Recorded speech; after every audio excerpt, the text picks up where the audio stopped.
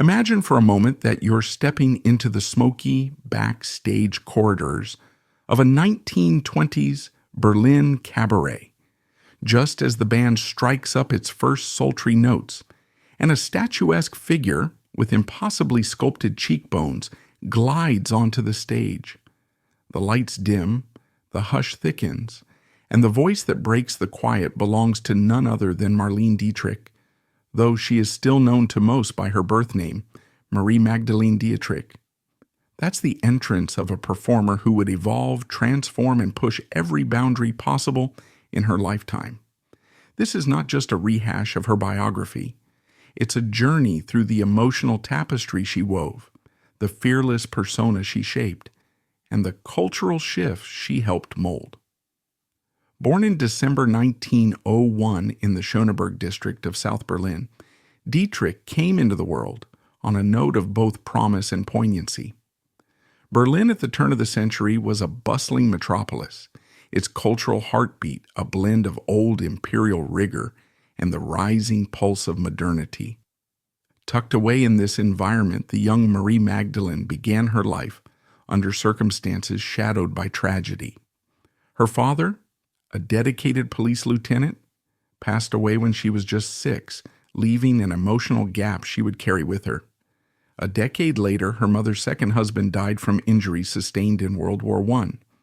In those early years, fate seemed to deal her cards that tested her resilience. Even as a child, Dietrich found herself in a household led primarily by strong women, a dynamic that would shape her attitudes about independence, femininity, and personal freedom in ways that would later become legendary. Despite these trials, her academic journey at the August Victoria Academy for Girls between 1907 and 1917 was a phase where her formidable musical talents started to bloom. She took private violin lessons at home, guided by her mother's awareness that the little girl had a deep reservoir of talent. By the time Dietrich was a teenager, she was envisioning a future as a concert violinist, eyes gleaming with ambition as she took the train to Weimar to study under Robert Reitz, a revered teacher who had the power to open serious doors in the classical music world. Yet beneath her devotion to music lay a rumbling fascination with the stage. The world of the theater, with its bright lights, costumes, makeup, and thronging audiences, began to beckon in competition with her passion for the violin. It was destiny, or perhaps a mischievous stroke of luck that intervened with a wrist injury just as she started performing in small cabaret ensembles to earn extra income. That injury slammed the door on her dream of becoming a professional violinist. Some might have been devastated enough to abandon show business, but Dietrich was too electrified by the pull of performance to be deterred. By 1921, she was a chorus girl, diving headfirst into the world of acting. The very next year, she auditioned for Max Reinhardt's prestigious stage school in Berlin. The city by then was a cultural epicenter for theater and cinema, and if you had the raw magnetism to stand out in Reinhardt's realm, you were on track to find success. And so she did, making her film debut in 1922's So Cindy Menner and snagging her first major role in 1923, opposite William Dieterle in Der Mensch am Wege. This era was a kind of frantic electricity, Berlin swirling with the promise of cinematic brilliance. Marlene's charisma was both modern and timeless. She was forging her path at a moment when silent films were the height of sophistication, bridging an older audience used to stage dramas, with a younger generation obsessed with the new medium of film. In that sense, Dietrich stood with one foot in tradition, well schooled in the classical discipline of music, and the other in the avant-garde landscape of experimental cinema. Her unique combination of grit, sophistication, and raw talent quickly garnered attention. Writers and critics couldn't help but compare her to Greta Garbo, who was then taking Hollywood by storm. And for a while, It seemed as though Dietrich might be just another European import, overshadowed by already established icons. What no one could predict was that her trajectory would not be a mere reflection of someone else's fame, but the forging of an entirely new archetype in film and cultural history. Interestingly, the Swedish star, to whom Dietrich was so often compared, also led a life teeming with private complexities. While Dietrich began to solidify her reputation in Germany, Greta Garbo was crafting an on-screen mystique in Hollywood, a mystique that stood in stark contrast to what her personal life would reveal decades later. Long after both women had reached the pinnacle of fame, more details about Garbo began to surface. In December 2012, a fascinating auction at Julian's Auction House in Beverly Hills shed light on Garbo's secret world. It turned out that Garbo, a figure so frequently associated with cinematic solitude and understated glamour, had been quietly obsessed with the color pink. Her Upper East Side apartment at 450 East 52nd Street in Manhattan was reportedly awash in pink, from plush cushions to shockingly bright kitchen curtains that passers-by could glimpse from the FDR Drive. Her wardrobe, as revealed by the 853 items sold at the auction, ranged from silk dressing gowns and pastel negligees to a pink beret, an unexpected choice for a woman so often imagined by the public in subdued shades or dramatic blacks. This celebration of vivid color hinted at a playful side that didn't always make it onto magazine covers or movie screens. Yet Garbo's secret life wasn't only about pastel drapes and plush fabrics. She was also an early devotee of what we might now call a wellness lifestyle, an interest in health and fitness that preceded the yoga and juicing zeitgeist by many decades. The auction catalog revealed items like a floral-patterned all-in-one yoga costume, an electric juicer, and a food scale, underscoring her commitment to self-care. Her great-nephew, Derek Ricefield, recalled receiving wheat germ from her as a child, a gift that seemed light years ahead of its time. This side of Garbo, with her brisk daily walks through New York in wide-brimmed hats and sunglasses, painted her as a mid-century pioneer of holistic living. But that was only part of the tapestry. After retiring from the big screen at 36, she curated a life that was simultaneously reclusive and richly social, collecting artworks by Pierre-Auguste Renoir and Alexej von Jelensky, and hosting a tight-knit circle of luminaries like Aristotle Onassis and Cecil Beaton in her chic 7-room apartment overlooking the East River.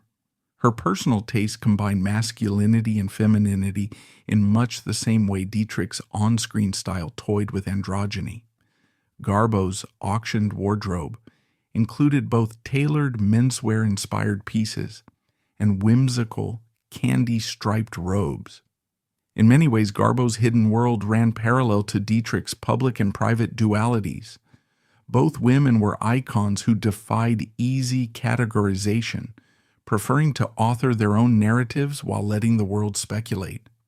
Despite their apparent differences, Dietrich was outspoken and often front and center, while Garbo cultivated an aura of distance and mystery. Both influenced the cinematic era in lasting ways. Garbo left behind no memoirs or diaries, and the 2012 auction ultimately raised over $1.6 million, offering fragments of a woman who remained tantalizingly out of reach. For Dietrich, comparison to this Swedish star was both a blessing and a challenge. It underscored Dietrich's immediate connection to the top echelon of screen goddesses, but also foreshadowed a lifetime of being juxtaposed with equally elusive and grand figures. Yet as Dietrich's journey would prove, she was no mere echo of Garbo's famed reticence. She had her own bohemian spirit, a willingness to embrace the spotlight in ways Garbo often shunned, and an inner steel that would be tested in the crucible of Hollywood's golden age and the upheavals of World War II. During Dietrich's early forays into acting, she met Rudolf Sieber on the set of Tragödie der Liebe. He was an actor and director, and the encounter turned into a defining moment, professionally and personally. They married in May 1924, which might give you a picture of a luminous, love-blinded whirlwind, and their daughter, Maria, was born just 7 months after the wedding. By now, Dietrich was juggling motherhood, an evolving acting career, and a marriage that would, despite lasting only 5 years, in the traditional sense, never officially end in divorce. Remarkably, she and Sieber maintained a bond strong enough that he remained a pivotal ally until his death in 1976. That ability to nurture relationships, even unconventional ones, was hallmark Dietrich. She valued loyalty and personal freedom in equal measure. Meanwhile, her romantic life was already a labyrinth of passions, much of which was reflective of her irrepressible thirst for experience. She formed liaisons with both men and women, revealing a distinctly fluid approach to sexuality decades before mainstream discourse would embrace such openness. These relationships were not just personal detours, but cornerstones in shaping her worldview. They placed her ahead of her time in matters of gender norms and identities, as she embraced an androgynous style that would become iconic on and off the screen. Perhaps the most pivotal romance from those years, professionally, if not emotionally, was with Austrian film director Josef von Sternberg.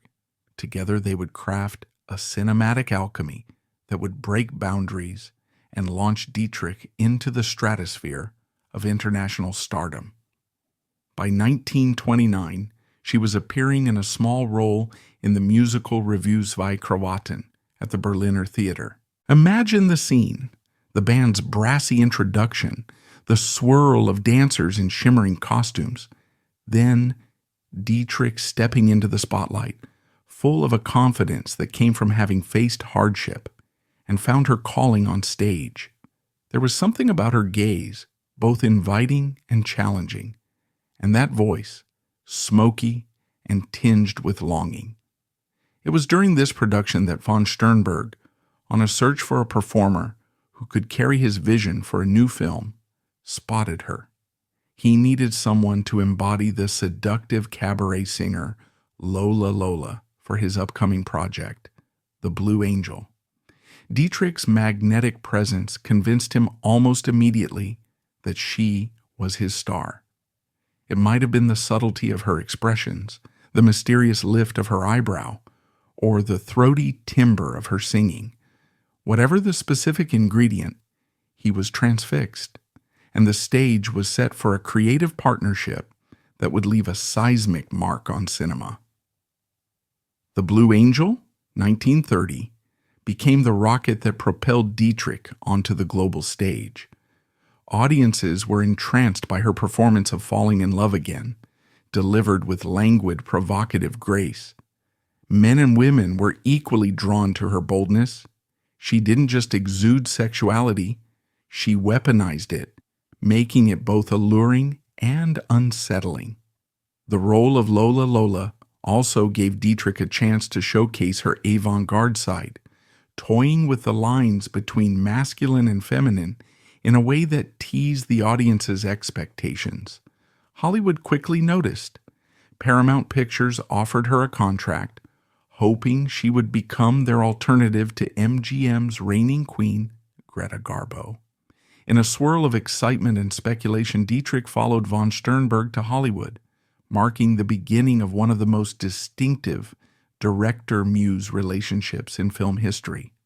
Their first American film together, Morocco, 1930, co-starring Gary Cooper, turned into a massive success critically and commercially. The public responded to Dietrich's audacity in that film. Consider, for instance, the scene where she wears a tuxedo, kisses another woman, and remains every bit as electrifying as any leading man on the big screen. Hollywood was entranced. Almost immediately, Paramount recognized the gold mine they had on their hands. They signed her to a lucrative long-term contract and unleashed a $5 million marketing campaign, an unprecedented move at the time, to advertise their newly minted star. Beyond the glamour, Morocco also won Dietrich the only Academy Award nomination of her career. She didn't clinch the Oscar, but her place in cinema was sealed. This was more than a star-making moment.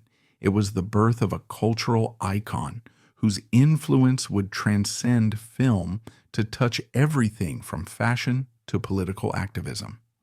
The next phase of her career was a triumphal parade of films with von Sternberg, Dishonored, 1931, Shanghai Express, 1932, Blonde Venus, 1932, The Scarlet Empress, 1934, and finally, The Devil is a Woman, 1935. If you were to watch these films in sequence, you'd notice how Dietrich's roles under von Sternberg's direction radiate an intense, almost surreal glamour, a dreamlike aura heightened by innovative lighting techniques that highlighted her cheekbones, eyes, and distinctive mouth. The pair redefined femininity in cinema, presenting a woman who is neither passive nor confined to male fantasies. Dietrich's characters were strong, mysterious, and unapologetically sexual. Critics still celebrate Shanghai Express and The Scarlet Empress as groundbreaking, in large part because of how Dietrich and von Sternberg fused elegance with erotic charge in a manner that mainstream Hollywood had never quite seen. She was a woman forging a presence that was powerful and compelling in every shot, whether she was shrouded in furs and feathers or dressed in a simple suit. Alas, nothing lasts forever. Their professional partnership ended after The Devil is a Woman, which many critics consider the pinnacle of their collaboration. The film was visually lush, daring in its portrayal of desire, and undeniably a box office flop at the time, though it's now regarded as one of their most artistically significant creations. After parting ways with von Sternberg, Dietrich continued making films, but it's commonly agreed that she never again reached the same cinematic heights. By 1937, Night Without Armor had underperformed both critically and at the box office, but even so, she held her position as one of the leading stars of the 1930s. That she managed to sustain her clout during a turbulent decade for the film industry speaks volumes about her enduring magnetism and her ability to reinvent her persona as needed. Reinvention is precisely what came next. In 1939, Dietrich made a remarkable comeback with Destry Rides Again, a Western comedy featuring James Stewart. As Frenchie, the feisty saloon girl, she glowed with comedic flair, delivering a performance that combined her signature sensuality with a lovable, roguish charm. This role accomplished what many had thought was impossible. It made Dietrich approachable and fun to a broader American audience, further diversifying her screen persona. Where once she had been the aloof, exotic temptress, she was now a cheeky, game-for-anything leading lady. Just as she had done in her youth, Dietrich once again adapted seamlessly to her environment, fine-tuning her style to stay relevant without surrendering the core identity that made her so magnetic. Then came World War II, and Dietrich's fierce opposition to Nazism was on full display. While many in Hollywood were cautious about stirring political waters, especially with Germany, Dietrich's background and moral convictions spurred her to take a very public stand. She renounced her German citizenship. Her U.S. citizenship came in 1939, raised staggering sums through war bonds, and performed tirelessly for Allied troops on the front lines. She wasn't content to merely sign a check or pose for a publicity photo. She traveled thousands of miles through North Africa and Europe to entertain soldiers in some of the most precarious conditions, often placing herself at real risk. Her unwavering commitment earned her the Presidential Medal of Freedom, one of the highest honors granted by the U.S. government, and France later appointed her Chevalier and ultimately Commander of the Légion d'honneur. These accolades weren't just symbolic. They reflected an individual who had put her considerable star power and personal safety on the line for a cause she believed in, at a time when doing so was far from universally applauded. Within Hollywood's own universe, Dietrich's film career during the 1940s was a mixed bag. Titles such as Manpower, 1941, The Lady is Willing, 1942, Pittsburgh, 1942, Follow the Boys, 1944, and A Foreign Affair, 1948, didn't always scale the commercial or critical peaks of her earlier ventures. Still, there was something unstoppable about Dietrich, an evolving ability to keep her name in the limelight despite the ups and downs. Many stars from the 30s began to fade in this era, casualties of changing audience tastes, or the studio system's shifting alliances. Dietrich survived not just because she was talented, but because she never allowed herself to be confined to a single identity. Even as screen roles slowed in the 1950s, she embarked on a successful second act, the concert stage. Dietrich's move into concert performances was a gutsy choice for an actress inching into middle age in an industry that prized youth above all else. Yet from the mid-1950s into the 1960s, she proved she could mesmerize packed houses around the world simply by standing on stage in a shimmering gown, singing classic numbers in that unforgettable, hauntingly husky voice. Audiences flocked to see this living legend who had somehow defied time, her allure no less potent than it had been in Morocco or Shanghai Express. Her concert success reaffirmed a truth that Dietrich had long embodied. Star quality isn't just about youth or beauty. It's about presence, confidence, and the willingness to share a piece of your soul with the audience. One of the tragedies that came later, however, was her 1975 leg injury in Australia. Rumors swirled that alcohol use contributed to the accident, but whatever the underlying cause, the injury spelled an end to her public performances. By then, she had long been an international symbol of elegance, sensuality, and independence. That she had to step away from the stage because of physical constraints felt like a particularly cruel twist of fate for someone who had always valued absolute control over her persona. Nonetheless, Dietrich found a way to remain creatively engaged, making a cameo in Just a Gigolo, 1979, with David Bowie, one of the many artists who cited her as an influence for his own androgynous, boundary-pushing style, and then mostly retreating from public life.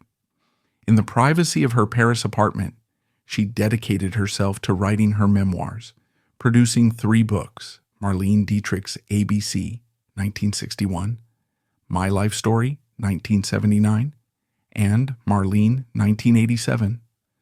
Writing offered her a means to shape her own narrative, to reflect on the dizzying journey that had carried her from a Berlin household overshadowed by war to the epicenter of Hollywood glamour, and eventually to the rarefied realm of cultural immortality.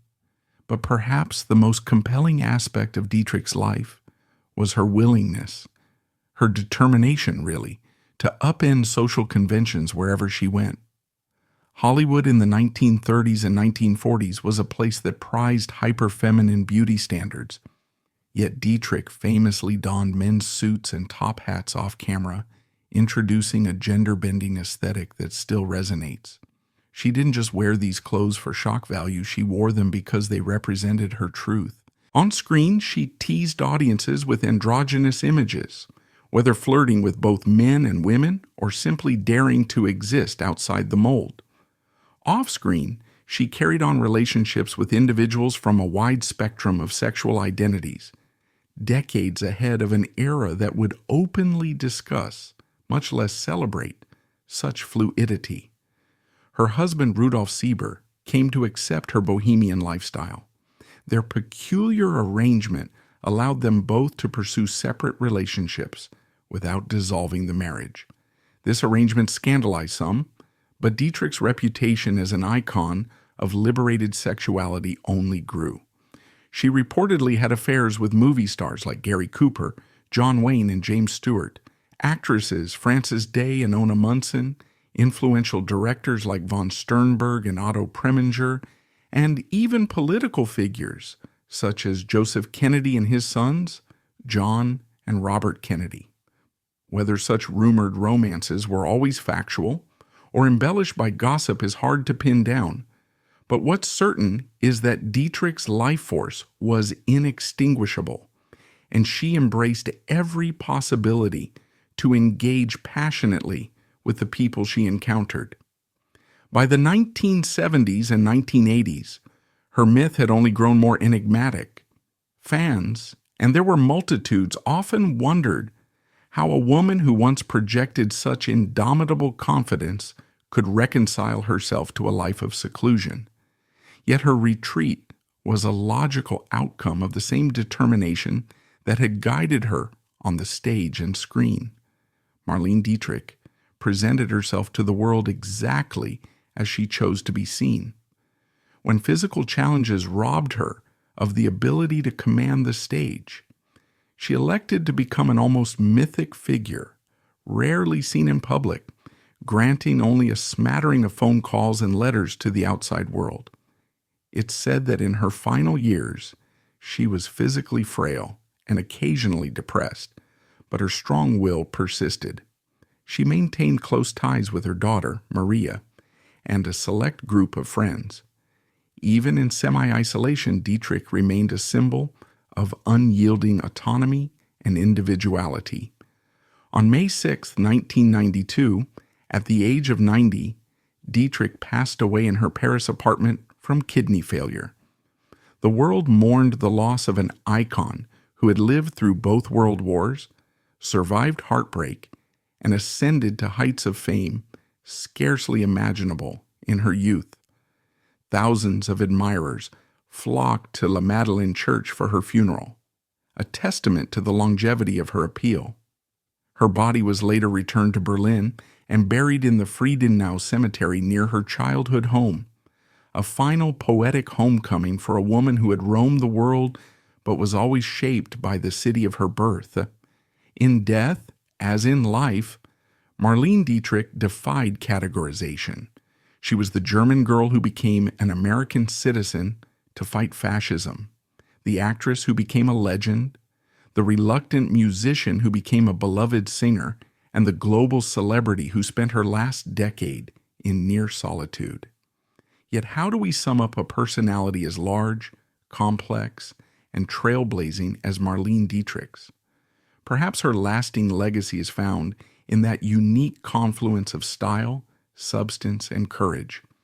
She fused old-world elegance with new-world audacity, balancing them in a way that forever changed Hollywood's notions of femininity and star power.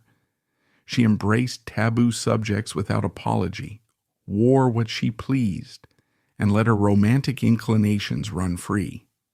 She took a stand when history demanded it, putting herself in harm's way for a cause larger than personal glory. And all the while, she carried herself with the poise of someone who believed deeply in her own worth, a trait that helped open cultural doors that were previously bolted shut. In an era saturated with media and countless would-be stars, Dietrich's story remains uniquely compelling because she lived so authentically in the face of colossal pressures to conform. She manipulated her image with a strategist's acumen, but her personal life was led with fearless honesty.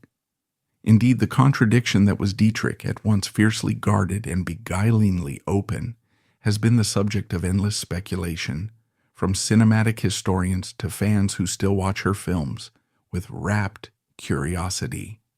She was luminous yet impenetrable, accessible yet remote, mesmerizing, iconic and deeply flawed in ways that only made her more intriguing.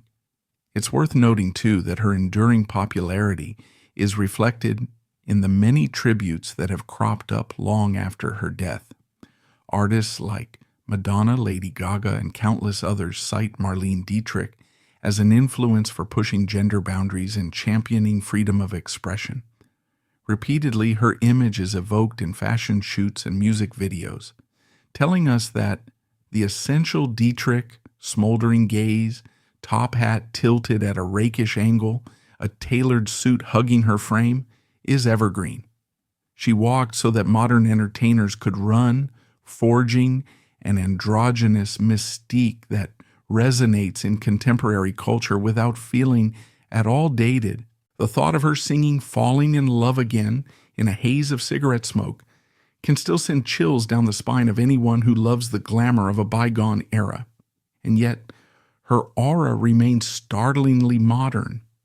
Her life was an odyssey that reflected the political, social, and artistic upheavals of the 20th century. Born into a world that was rigidly stratified, Dietrich found a way to break every rule that stood in her path. From pioneering sexuality in her roles to stepping into men's clothes as if they were always meant for her, she made defiance look like the height of sophistication. And let's not forget the war bond tours, the gritty frontline concerts, the grit it took to stand up against the Nazis when staying silent would have been safer.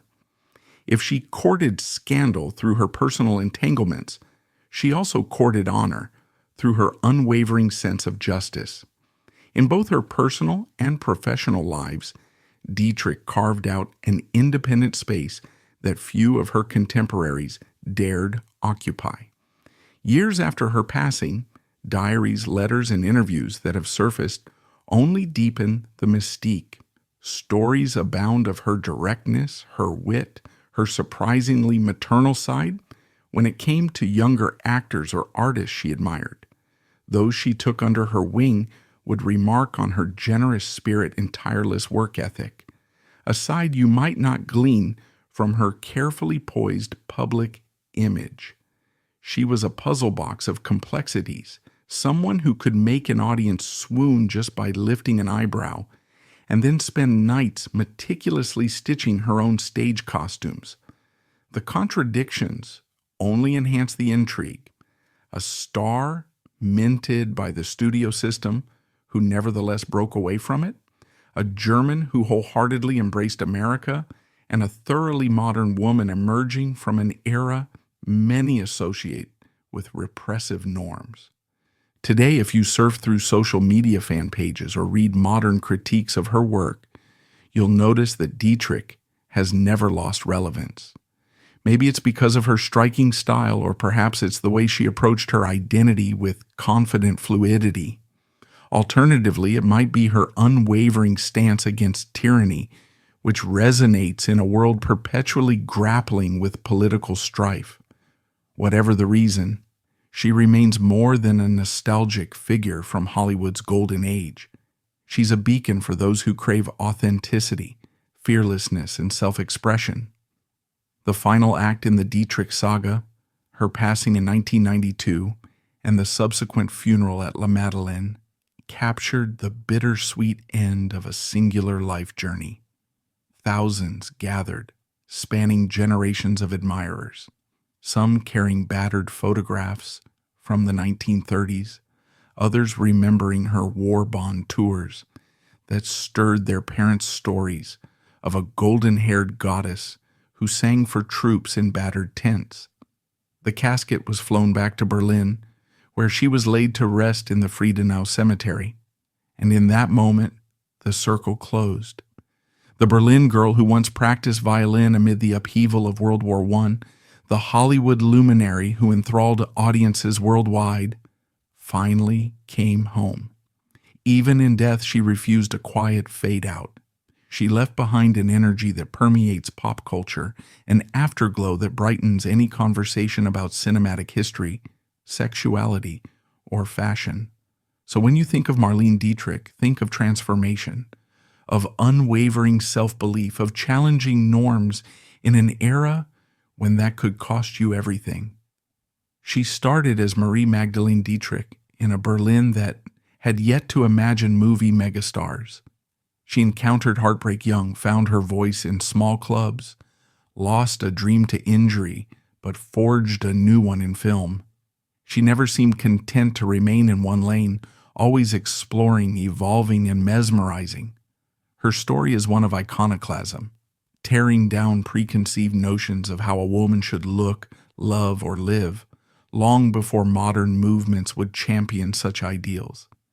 She remains a luminous presence, her spirit woven into the very language of glamour and rebellion.